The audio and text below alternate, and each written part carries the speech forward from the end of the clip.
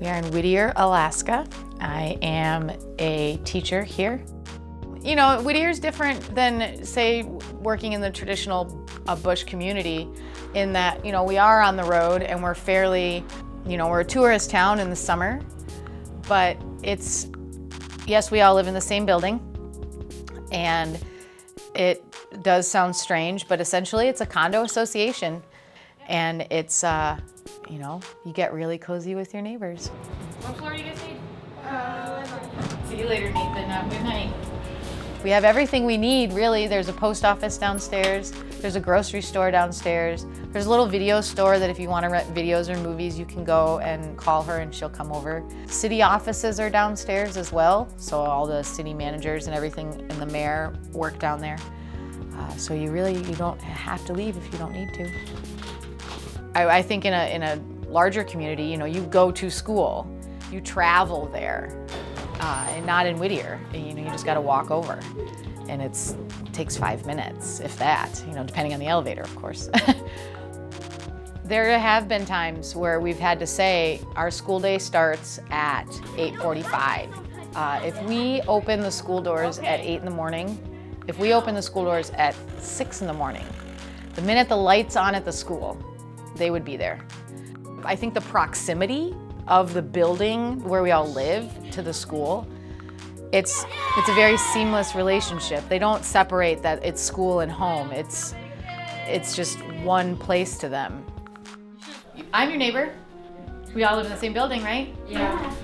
I live 2 floors under you. I have been with the same students for 4 years now. So I have literally had some of them since they were in 1st grade, and now they're in 4th, and it's like a family. You know, I don't have discipline issues.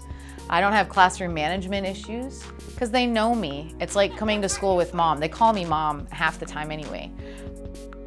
My first year or two, I had such a hard time separating that I was a teacher and knowing sometimes what was happening in some students' lives. But I've always had the rule that no matter what time of the day, what time of the night, if a student knocks at my door, I will always answer it. You are always welcome. They know that. I've always been a teacher, and in a previous life, I've been a fitness instructor. And my first few years here, my fitness was always my thing, and it was just kind of a very private thing that I did. I would go to the school gym on Sundays or wait until everybody left and work out on my own. And I had a lot of community members asking me to teach classes.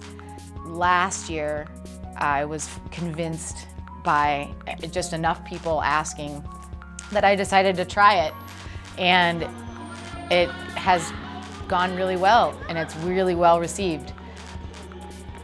It's hard to stay healthy in a town like this. Our weather is really challenging. We don't have a fitness center or a gym other than the school. The school does have a full-size gym and then a weight room that's available during school hours. But beyond that, you know, between the extreme winds and the rain and the snow, that challenges a lot of people. And so I think that it just becomes a normal thing to not move and to not be healthy. And the weather is always a great excuse. And plus we don't have to leave this building if we don't want to. So a lot of people don't. You know, why would you? You know, the tunnel creates its own sort of isolation in that it closes every night at 10:30. So if we want to go to dinner in Anchorage, we can't usually go and do that on a school night because oftentimes, and I've had this happen more than once, you go to a movie and you just crossing your fingers that it's gonna get out by 9:30 because you have to make the 10:30 tunnel, and it takes an hour to get down here from Anchorage. And if you don't make the 10:30 tunnel, then you're sleeping in your car, which happens a lot. It would be silly to say that you live a lonely life living in the building, because I have friends and neighbors and students and coworkers that are right down the hall. If you're having a bad day, if you're having a day where you think, gosh, I haven't talked to another human being for a while, you can just walk down the hall, or you can get in the elevator. What people say when they visit in Whittier, well, first they all go, oh, you all live in that same building. Isn't that strange? And, you know, I think what people don't realize is that it's just like an apartment building, or it's just like a high-rise condo in a large city. So for me, it's not that strange. It's where I grew up. I grew up in a big city. Everybody lived in an apartment building, but not the entire town.